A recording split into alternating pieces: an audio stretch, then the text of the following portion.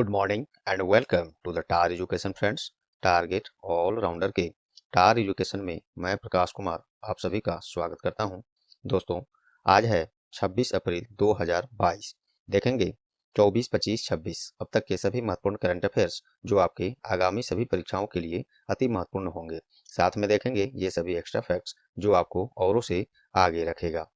इस क्लास का पीडीएफ आप टार एजुकेशन के इन सभी सोशल मीडिया प्लेटफॉर्म्स और टार एजुकेशन की वेबसाइट से विजिट करके पीडीएफ और अन्य बहुत सारे स्टडी मटेरियल प्राप्त कर सकते हैं। सभी का लिंक नीचे डिस्क्रिप्शन बॉक्स में दिया हुआ है, तो जरूर विजिट करें। और दोस्तों, मैं माफ़ी चाहता हूँ, पिछले कई दिनों से डेली करंट अफेयर्स क्लास नहीं हो पा रहे थे, जिसको मैं वीकली करंट अफेयर्स क्लास में कवर करके सब अपडेट कल तक मैंने करा दिया है।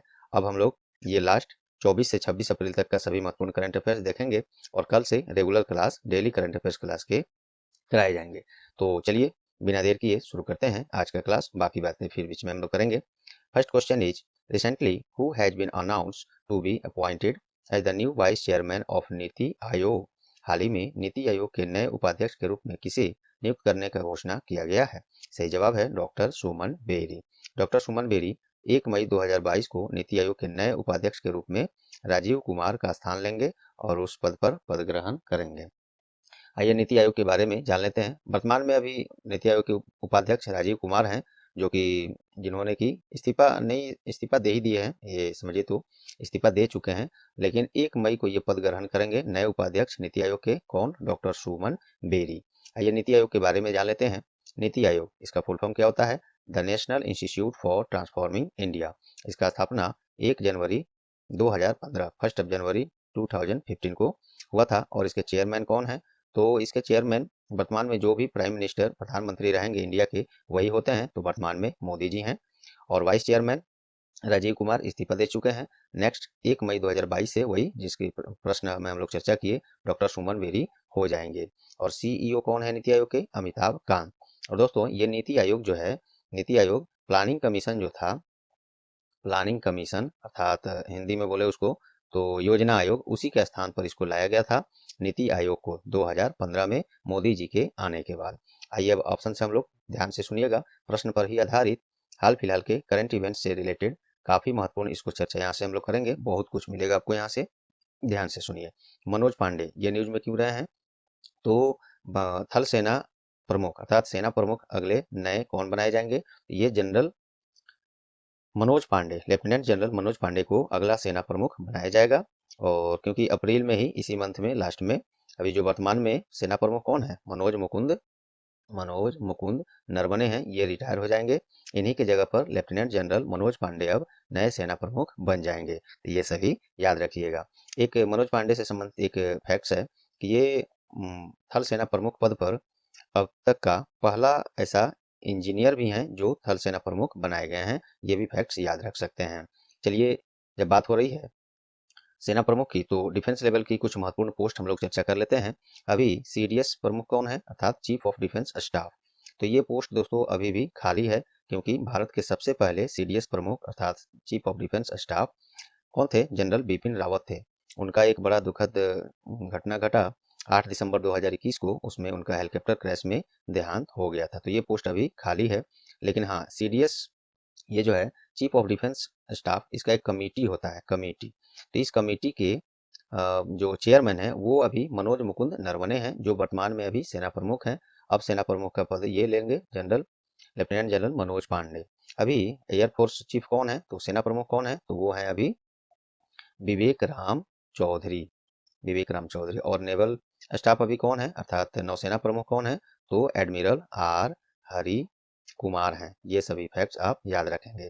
चलिए, अगला ऑप्शन है डॉक्टर मनोज सोनी। ये न्यूज में क्यों है? तो इनको हाल ही में यूपीएससी के चेयरमैन बनाया गया है।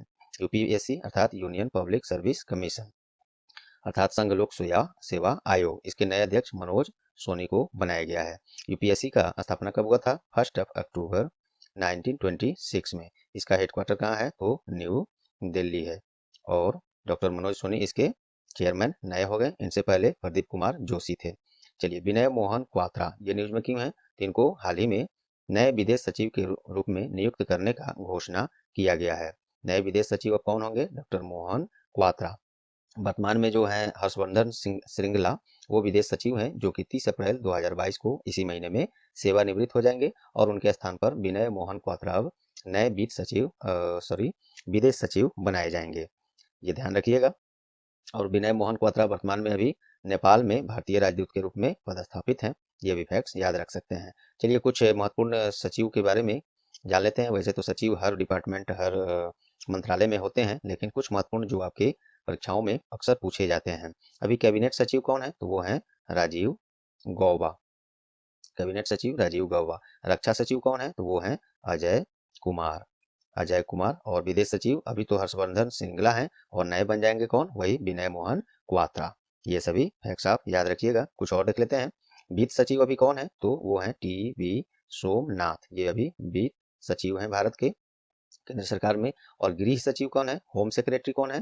तो वो है अजय कुमार भल्ला। यहाँ पे आपको एक कंफ्यूजन ना हो, याद रखना होगा। देखिए रक्षा सचिव अजय कुमार हैं और गृह सचिव, होम सेक्रेटरी जिसे कहेंगे, वो है अजय कुमार भल्ला। इसमें भल्ला इंक्लूडेड है, इसमें केवल अजय कुमार है। ठीक है, उम्मीद करता हूँ दोस्तों पहले प्रश्न से जो मैंने फैक्ट्स दिया ये सफिशियंट है, काफी महत्वपूर्ण है। एक भी इसमें जो भी मैंने पॉइंट्स दिया, फैक्ट्स दिया, आपके एग्जाम के लिए काफी महत्वपूर्ण है, तो इसको आप ध्यान रखेंगे। चलिए दोस्तों, तो उम्मीद करता हूँ ये सब पसंद आए होंगे। अगर पसंद आए हैं तो प्लीज वीडियो को अभी लाइक बटन दबा दें और लास्ट में अपना कुछ सेकंड देकर इस सेशन को अपने केवल एजुकेशनल ग्रुप्स जितने भी हैं, आपके जहाँ जहाँ पहुँच है वहाँ शेयर करके, और वैसे दोस्त जो लोग तैयारी कर रहे हैं शेयर करके स्टार एजुकेशन का सहयोग करें। और चैनल पर आप नए हैं या अब तक सब्सक्राइब नहीं किए हैं तो अभी सब्सक्राइब बटन दबा दें और साथ में बेल आइकन भी दबा दें। चलिए दोस्तों, तो आगे हम लोग देखते हैं next question. Second question is where has the Khelo India University Games 2021 been organised recently? हाल ही में खेलो इंडिया यूनिवर्सिटी गेम 2021 का आयोजन कहाँ किया गया है? तो ये किया गया है बेंगलुरु में। कोविड-19 के कारण हुए विलंब के कारण खेलो इंडिया यूनिवर्सिटी गेम 2021 का आयोजन अब बेंगलुरु के श्री कांति रवा स्टेडियम में 24 अप्रैल से जारी है। अभी 3 मई 2022 तक किया जा रहा है, तब तक चलेगा। और खेलो इंडिया यूनिवर्सिटी गेम्स 2021 का शुभंकर लॉन्च किया गया हाल ही में। क्या नाम है उसका? तो वो है वीरा। वीरा इंग्लिश में भी देखिए है। ये भी पॉइंट्स महत्वपूर्ण है। चलिए, उम्मीद करता हूँ पसंद आया ये। आइए ऑप्शन से देखते हैं, प्रश्न पर आधारित कुछ महत्वपूर्ण ये इसी तरह का वेन्यूज के बारे में जो कि आपके एग्जाम के पार्ट बनेंगे। चलिए, भुवनेश्वर क्यों न्यूज में है? तो ये भारत का पहला पहला शब्द लगा है, इंपॉर्टेंट है। भारत का पहला skill skill India international international centre, skill India international centre, ये भारत का पहला ऐसा स्किल इंडिया इंटरनेशनल सेंटर है। इसका उद्घाटन वही भुवनेश्वर में किया गया है। भुवनेश्वर जो कि आप जानते हैं उड़ीसा का राजधानी है। उड़ीसा राज्य का स्थापना कब हुआ? 1 अप्रैल, जिस दिन मूर्ख दिवस आप लोग मनाते हैं, 1 अप्रैल 1936 को उड़ीसा राज्य का स्थापना है। मुख्यमंत्री उड़ीसा के अभी कौन है? तो नवीन पटनायक हैं। और राज्यपाल अभी कौन है? गवर्नर कौन है? तो वो गणेशी लाल हैं। ये सभी फैक्ट्स आप याद रखेंगे। मुंबई क्यों न्यूज में है? तो हाल ही में 40वें हुनर हाट का आयोजन कहाँ किया गया है? तो ये मुंबई में ही किया गया है। नेक्स्ट है दिल्ली, ये न्यूज में क्यों है? तो हाल ही में प्रधानमंत्री संग्रहालय का उद्घाटन कहाँ किया गया है? ये दिल्ली में ही किया गया है। देखिए, भारत के प्रथम प्रधानमंत्री जो थे पंडित जवाहरलाल नेहरू, जो 15 अगस्त 1947 से लेकर 27 मई 1964 तक देश की सेवा किए, वहां से लेकर और अभी जो वर्तमान में प्रधानमंत्री श्री नरेंद्र मोदी हैं, वो 15वें प्रधानमंत्री हैं। प्रधानमंत्री के रूप में नहीं, तो ऐसे देखा जाए तो एक ही प्रधानमंत्री कई कार्यकाल के लिए काम किए हैं, तो उस हिसाब से बहुत ज्यादा हो जाएगा। लेकिन व्यक्ति के रूप में देखा जाए तो ये 15वें प्रधानमंत्री हैं भारत के। ये भी एक पॉइंट जानने लायक है। और ये 26 मई 26 में 2014 को प्रधानमंत्री बने थे और दूसरे कार्यकाल के लिए अभी प्रधानमंत्री के रूप में है। अब आगे पता नहीं क्या होगा फिर। तो ये सभी फैक्ट्स दूसरे प्रश्न से हमने आपको दिया। उम्मीद करता हूँ पसंद आया होगा दोस्तों। चलिए दोस्तों, चूंकि ये 2-3 रोज का करंट अफेयर्स क्लास है तो इसमें नंबर्स ऑफ क्वेश्चन थोड़ा ज़्यादा है और टाइम भी लेट हो चुका था, तो मैंने 2 ही प्रश्न में एमसीक्यू फिट किया है। अब यहाँ से महत्वपूर्ण स्टैटिक्स और पॉइंट्स फैक्ट्स के साथ हम लोग फटाफट क्वेश्चन को चर्चा करेंगे और कल से रेगुलर जैसी क्लास हम लोग करते हैं वैसे जारी किया जाएगा। एक चीज़ और मैं आप लोग को बता दूं दोस्तों कि टार एजुकेशन पे टॉपिक वाइज क्लास काफ़ी महत्वपूर्ण, टॉपिक वाइज जैसे न्यू अपॉइंटमेंट हो गए, जितने अवार्ड्स हो गए, नेशनल इंटरनेशनल अवार्ड्स, अपॉइंटमेंट हो गए, डेज एंड थीम्स हो गए, और बहुत सारे टॉपिक वाइज क्लासेज आपको कराए जा चुके हैं, काफ़ी लोग उसको देखा हुआ है। आप लोग भी इसका लाभ उठाएं क्योंकि ये खास है। खास इसलिए है कि ये जो टॉपिक वाइज बहुत सारे क्लास, सबका नाम मैं यहाँ नहीं रख पा रहा हूँ, तो ये क्लास जो है जनवरी 2021 से मार्च अप्रैल 2022 तक इसमें कवर किया गया है। तो इस दौरान, इस अवधि के दौरान से इन सभी टॉपिक्स पर, जितने भी अभी और टॉपिक्स हैं, इससे बाहर आपको कहीं पढ़ने की आवश्यकता नहीं होगी। सभी सफिशिएंट महत्वपूर्ण प्रश्न इसमें शामिल किए गए हैं, ये मैं आपको विश्वास दिलाता हूँ। तो जरूर इसका लाभ उठाइए। सबका लिंक नीचे डिस्क्रिप्शन बॉक्स में दिया हुआ है। और ये अप्रैल महीना जैसे ही अंत होगा तो कुछ महत्वपूर्ण जो टॉपिक्स हैं, एनुअल साल, एक पूरे एक वर्ष से अधिक का ही समझिए, तो उसको भी हम उपलब्ध कराएंगे। एटलीस्ट जनवरी, इस वर्ष का जनवरी 2022 से लेकर, और अभी अप्रैल हो गया, अप्रैल बीतने वाला, अप्रैल 2022 तक का भी हम लोग टॉपिक वाइज क्लास करा देंगे, जहां से कि आपको कहीं ढूंढने की, दूसरी क्लास खोजने की, करने की आवश्यकता नहीं होगी। At one place you will get everything which is required for your upcoming competitive examinations. That's all. Thank you. चलिए तो आगे हम लोग देखते हैं। थर्ड प्रश्न इज थर्ड प्रश्न is third question is on which day World Book and Copyright Day has been celebrated recently. हाल ही में किस दिन विश्व पुस्तक और कॉपीराइट दिवस मनाया गया है? तो ये मनाया गया है 23 अप्रैल को। विश्व पुस्तक और कॉपीराइट दिवस संयुक्त राष्ट्र शैक्षिक, वैज्ञानिक और सांस्कृतिक संगठन, जिसे यूनेस्को आप लोग कहते हैं, के द्वारा आयोजित एक वार्षिक कार्यक्रम है। और यह दिवस विलियम शेक्सपियर जैसे प्रमुख लेखकों की पुण्यतिथि का प्रतीक है। यह दिन पठन पाठन, प्रकाशन, कॉपीराइट को बढ़ावा देने के लिए प्रत्येक वर्ष मनाया जाता है। और विश्व पुस्तक और कॉपीराइट दिवस 2022 का थीम क्या है, विषय क्या है? तो देखिए, वैसे तो एक्चुअल में ये इंग्लिश में होता है क्योंकि अंतर्राष्ट्रीय स्तर का दिवस है ये, फिर भी हमने हिंदी में कर दिया है। और इंग्लिश में आपको निश्चित ही याद रखना होगा। पढ़ें ताकि आप कभी कम महसूस न करें। इंग्लिश में read so you never feel low, ये इसका थीम है, बिल्कुल इसको याद रखिएगा। चलिए नेक्स्ट देखते हैं। हाल ही में आरबीआई के द्वारा किस बैंक पर वित्तीय दंड लगाया गया है? तो ये सेंट्रल बैंक ऑफ इंडिया पर आरबीआई ने लगाया है। क्यों? तो ग्राहक सुरक्षा नियमों का उल्लंघन के कारण आरबीआई ने ये 36 लाख रुपए का वित्तीय दंड, अर्थदंड लगाया है। आरबीआई ने लगाया है। तो देखिए, RBI reserve bank of India, headquarter Mumbai, इसका स्थापना 1 अप्रैल 1935 में, इसका नेशनलाइजेशन अर्थात राष्ट्रीयकरण 1 जनवरी 1949 में। और इसके गवर्नर कौन है? शक्तिकांत दास हैं। और डिप्यूटी गवर्नर कौन है इसके? तो महेश कुमार जैन, माइकल देवपात्रा, एम राजेश्वर राव और टी रवि शंकर। ये सभी फैक्ट्स इसमें आप याद रखेंगे। नेक्स्ट है, recently who has resigned from the post of deputy chairman of NITI Aayog. इसकी चर्चा हम लोग पहले प्रश्न में ही कर चुके हैं। नीति आयोग के उपाध्यक्ष के पद से इस्तीफा किसने दिया है? तो ये राजीव कुमार ने इस्तीफा दे दिया है। अब इनके जगह पर, जो कि पहले प्रश्न में हम लोगों ने देखा था, डॉक्टर सुमन बेरी 1 मई 2022 को नीति आयोग के उपाध्यक्ष पद पर आ जाएंगे, इन्हीं के जगह पर। तो नीति आयोग के बारे में मैंने चर्चा आपको ऊपर कर दिया था, इसको मैं रहने देता हूँ। चाहे तो आप रोक कर कुछ सेकंड्स पुनः देख लें या स्क्रीनशॉट ले लें। चलिए नेक्स्ट है, on which day English language day has been celebrated recently. किस दिन हाल ही में अंग्रेजी भाषा दिवस मनाया गया है? तो ये 23 अप्रैल को मनाया गया है। अंग्रेजी भाषा के महान लेखक विद्वान विलियम शेक्सपियर, ये विद्वान का देखिए प्रोनाउंसिएशन और ये उच्चारण सही नहीं है इसको, क्योंकि ये सही उच्चारण में रहता है, पता नहीं ये एमएस वर्ड में इसको जब लाया जाता है पेस्ट करके तो ये बदल जाता है। तो इसको आप ये नहीं समझेंगे कि गलत किया गया है, गलत नहीं, ये एमएस वर्ड का त्रुटि है। तो लेखक और विद्वान विलियम शेक्सपियर की जन्म और पुण्य तिथि के अवसर पर प्रत्येक वर्ष 23 अप्रैल को ये अंग्रेजी भाषा दिवस मनाया जाता है। और इसी दिन 23 अप्रैल को ही स्पेनिश भाषा दिवस भी मनाया जाता है। क्योंकि देखिए, संयुक्त राष्ट्र संघ की आधिकारिक भाषाएं हैं कुछ, जो 6 भाषाएं हैं, अरबी, चीनी, अंग्रेजी, फ्रांसीसी, रूसी और स्पेनिश। ये संयुक्त राष्ट्र संघ का 6 आधिकारिक भाषा है। ये भी आपको कभी प्रश्न बनकर आ सकता है, ध्यान रखेंगे। इन्हीं के सम्मान में ये सभी दिवस मनाया जाता है। नेक्स्ट है, इन विच कंट्री इंडियाज भीम UPI service has been launched recently. हाल ही में किस देश में भारत का भीम यूपीआई सेवा काम करना शुरू कर दिया है? तो ये यूएई में, संयुक्त अरब अमीरात में, यूनाइटेड अरब इमिरेट्स में। तो देखिए, national payment corporation of India का अंतर्राष्ट्रीय शाखा जो है, जिसको शॉर्ट में NIPIPL,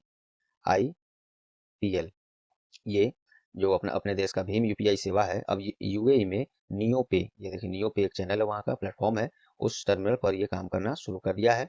अब इंडिया से कोई कुछ जो भी लोग जाएंगे, आप लोग जाएंगे, तो वहाँ पे कोई भी पेमेंट आप अपने भीम यूपीआई से कर सकते हैं बिना किसी समस्या के। देखिए, NIPL और नियो पे मशरिक बैंक की भुगतान सहायक कंपनी है, जो पिछले साल यूएई में एक्सपेक्टेंस इंफ्रास्ट्रक्चर बनाने के लिए पार्टनरशिप किया था। ये प्रश्न बहुत पहले ही बन गया था, लेकिन अब ये सेवा बिल्कुल सुचारू रूप से चलने लगा है, तो पुनः न्यूज में आ गया है। चलिए एनपीसीआई के बारे में हम लोग जान लेते हैं। एनपीसीआई अर्थात national payment corporation of India, और ये एनपीसीआई जो है आरबीआई और इंडियन बैंक एसोसिएशन, जिसे शॉर्ट में आईबीए आप कहते हैं, इन्हीं का संयुक्त प्लेटफॉर्म है ये एनपीसीआई। इसका स्थापना 2008 में और इसका मुख्यालय मुंबई है और एमडी एंड सीईओ दिलीप अवसे हैं। यूएई में ये सर्विस शुरू हुआ है, तो देख लीजिए उसके बारे में। इसका राजधानी कहाँ है, तो अबू धाबी है। मुद्रा वहाँ पे यूएई दिरहम चलता है। ऑप्शन अगर आएगा आपको तो केवल दिरहम देगा, यूएई नहीं देगा, नहीं तो आप तो पकड़ ही लेंगे इसको। अभी वहाँ पे राजकुमार कौन है, क्राउन प्रिंस, तो शेख मोहम्मद बिन जायद अल नाहयान। चलिए नेक्स्ट देखते हैं। On which day national payment Panchayati Raj, फिर से देखिए, on which day National Panchayati Raj Day has been celebrated recently. हाल ही में किस दिन राष्ट्रीय पंचायती राज दिवस मनाया गया है, तो ये 24 अप्रैल को मनाया गया है। प्रत्येक वर्ष मनाया जाता है। एक्चुअली में पंचायती राज व्यवस्था लागू करने के लिए भारतीय संविधान का 73वां संविधान संशोधन किया गया 1992 में, और एक्चुअल में वो राष्ट्रीय पंचायती राज जो व्यवस्था है वो 1993 से एग्जिस्टेंस किया था, ये भी आप याद रख सकते हैं। और पहली बार ये राष्ट्रीय पंचायती राज दिवस 24 अप्रैल 2010 को पूर्व प्रधानमंत्री मनमोहन सिंह के द्वारा शुरू किया गया था। और अभी वर्तमान में केंद्रीय ग्रामीण विकास और पंचायती राज मंत्री कौन है, मोस्ट इंपोर्टेंट, श्री गिरिराज सिंह है। इनका कंस्टिट्यूएंसी बिहार में है, बेगूसराय में। चलिए नेक्स्ट देखते हैं। हाल ही में किसे champions of the earth life time achievement award से सम्मानित किया गया है, ये है डेविड एटनबरो। ये प्रसिद्ध वन्यजीव, फिल्म निर्माता और प्राणी विज्ञानी हैं, डेविड एटनबरो। इन्हीं को संयुक्त राष्ट्र पर्यावरण कार्यक्रम की सबसे शानदार किताब जो है champion of the earth life time achievement award से सम्मानित किया गया है। बात की है हम लोग ये इसका बात किए थे हम लोग संयुक्त राष्ट्र पर्यावरण कार्यक्रम, वही है UNEP, United Nations Environment Programme. इसका स्थापना 5 जून 1972 में, इसका मुख्यालय नैरोबी केनिया में है, और एग्जीक्यूटिव डायरेक्टर इसके हैं इग्नर एंडरसन। ये सभी फैक्ट्स याद रखेंगे। चलिए नेक्स्ट देखते हैं। Where has India's first fully digital ticketing facility bus service has been inaugurated recently. हाल ही में कहाँ भारत का पहला पूर्ण रूप से डिजिटल टिकटिंग सुविधा वाली बस सेवा शुरू हुआ है, तो ये महाराष्ट्र में शुरू किया गया है। महाराष्ट्र के पर्यटन मंत्री हैं आदित्य ठाकरे, उद्धव ठाकरे के पुत्र हैं। उन्हीं के द्वारा टैप इन टैप आउट या पूरी तरह से डिजिटल टिकटिंग सुविधा वाला भारत का पहली ऐसी बस सेवा का उद्घाटन किया गया है, और ये गेटवे ऑफ इंडिया, जो कि ये भी आप याद रख सकते हैं, मुंबई में है। महाराष्ट्र में एटलीस्ट याद रख ही सकते हैं, से लेकर चर्च गेट जो है तक ये सेवा शुरू किया गया है। चलिए महाराष्ट्र के बारे में देखते हैं। राजधानी मुंबई है। इसका फॉर्मेशन 1 मई 1960 को मुख्यमंत्री उद्धव ठाकरे हैं और गवर्नर भगत सिंह कोश्यारी हैं। नेक्स्ट देखिए। हाल ही में कब से कब तक विश्व टीकाकरण सप्ताह 2022 अर्थात वर्ल्ड इम्यूनाइजेशन वीक 2022 मनाया गया है, तो ये 24 से 30 अप्रैल 2022 को मनाया गया है। WHO अर्थात विश्व स्वास्थ्य संगठन, वर्ल्ड हेल्थ ऑर्गेनाइजेशन के पहल पर इसको मनाया जा रहा है।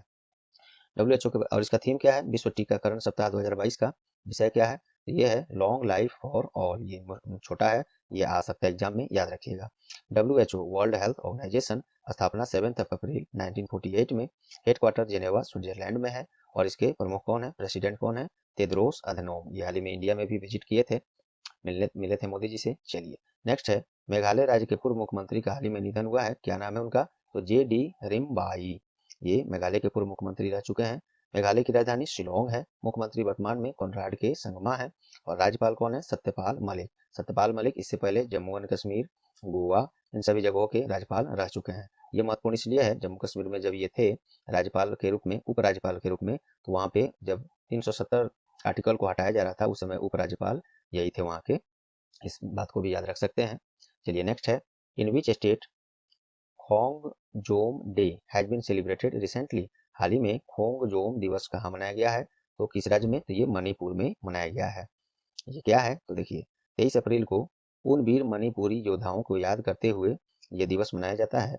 और ये जब 1891 में एंग्लो मणिपुर युद्ध के दौरान खोंगजोम की लड़ाई में मणिपुर की स्वतंत्रता की रक्षा के लिए अंग्रेजों के खिलाफ सर्वोच्च बलिदान दिए थे, उन्हीं लोग के सम्मान में ये दिवस मनाया जाता है। मणिपुर राज्य में खोंगजोम दिवस। मणिपुर की राजधानी इम्फाल है। राज्य की स्थापना 21 जनवरी 1972 में, और मुख्यमंत्री एन बीरेन सिंह हैं, और राज्यपाल ला गणेशन हैं। नेक्स्ट है। हाल ही में आयोजित एशियाई कुश्ती चैंपियनशिप 2022 में हैट्रिक लगाने वाले तीन, हैट्रिक क्या होता है, ट्रिक है, ट्रिक तीन, उसमें आप समझ ही पा रहे हैं, लगातार तीन जीत लगाने वाले पहले भारतीय पहलवान कौन बन गए हैं, तो ये पहले हैं ऐसे करना में करने वाला इंडियन, तो महत्वपूर्ण है। ये है रवि दहिया। 57 किलोग्राम भार वर्ग में एशियाई कुश्ती चैंपियनशिप 2022 में ये लगातार तीसरा स्वर्ण पदक इन्होंने जीता है। और यही बात है कि हैट्रिक लगाने वाले पहले भारतीय बन गए हैं इस जीत के लिए। चलिए, इसके अलावा बजरंग पुनिया 65 किलो भार वर्ग में रजत पदक, गौरव बलियान रजत पदक, और नवीन सत्यव्रत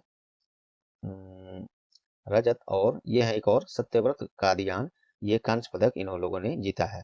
तो आप एटलीस्ट यहाँ से ये भी याद रख सकते हैं कि रवि दहिया, बजरंग पुनिया, ये सत्यव्रत कादियान और है ये गौरव बलियान, ये सब किस खेल से संबंधित हैं, किस क्षेत्र से? तो ये रेसलर हैं, इंडियन रेसलर हैं, पहलवान हैं। चलिए, और इसका आयोजन कहाँ हुआ था? एशियाई कुश्ती चैंपियनशिप 2022 का। तो ये मंगोलिया के उलान बटोर में किया गया है। ये भी अपने आप में एक प्रश्न है। तो दोस्तों देख रहे हैं, आपको समझ में आ रहा होगा जो भी पॉइंट्स दिया जा रहा है कितना महत्वपूर्ण है और आवश्यक है, और वो कहाँ कहाँ से सर्च करके उसको रेक्टिफाई करके पूरी जांच पड़ताल करके आपको ये सभी पॉइंट्स दिए जाते हैं। तो इसमें कहीं कोताही नहीं बरती जाती, आपको सबसे बेहतर क्लास देने का, फैक्ट्स देने का। तो उम्मीद करता हूँ ये आप लोग को पसंद और समझ में जरूर आ रहा है, कितना उपयोगी है। आ रहा है तो पुनः कहूँगा, अब तक लाइक बटन नहीं दबाएं तो दबा दीजिए। लास्ट में शेयर करके जरूर हम लोग का सहयोग करें, और चैनल पर आप नए हैं या अब तक सब्सक्राइब नहीं किए हैं तो सब्सक्राइब बटन दबा दें और साथ में बेल आइकन भी दबा दें। चलिए, जम्मू कश्मीर के बारे में, सॉरी प्रश्न अभी हम लोग पढ़े कहाँ हैं।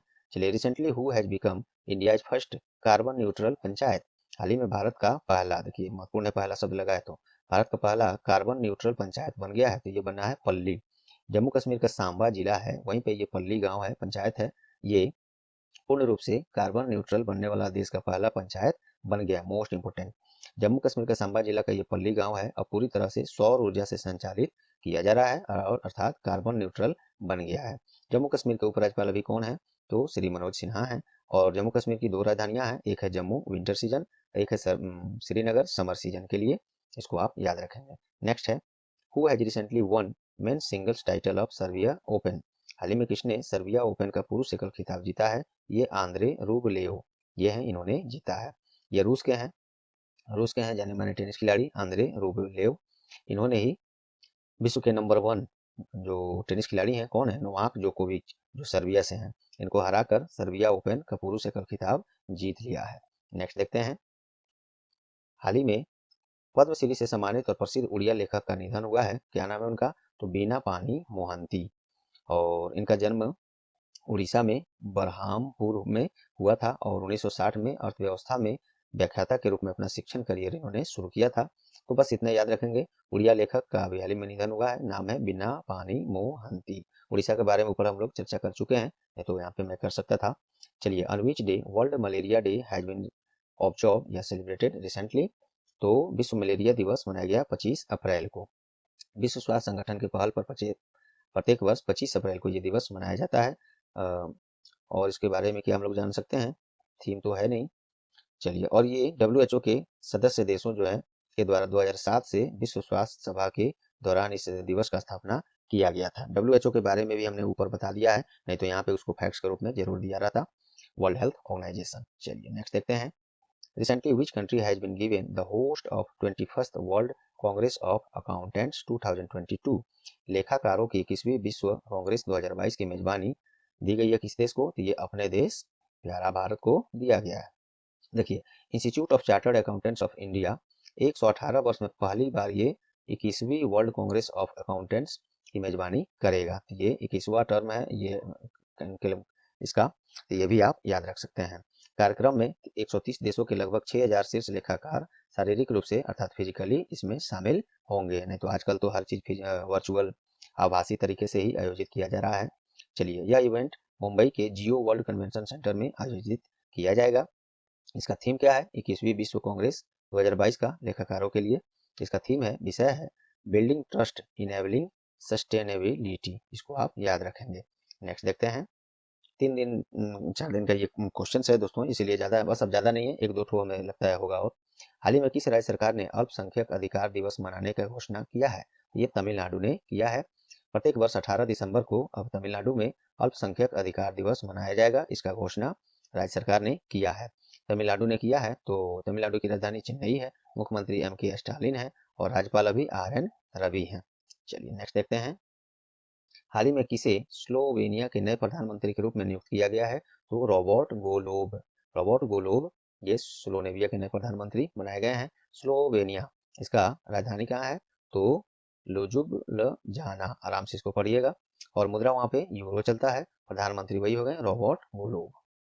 चलिए नेक्स्ट है, हाल ही में पहले इंग्लिश में देखिए, recently who has been re elected as the new president of France. हाल ही में फ्रांस के नए राष्ट्रपति के रूप में पुनः इसे चुना गया है। तो ये इमैनुअल मैक्रोन जो थे, पुनः चुनाव जीत गए हैं राष्ट्रपति पद का फ्रांस के लिए। अब यही इस पद पर बनेंगे। इनके प्रतिद्वंदी थे मरीन ले पेन, इन्हीं को हराकर इन्होंने जीता है। हालांकि काफी कांटे की टक्कर थी, हो सकता था इस बार इनकी कुर्सी जा भी सकती थी।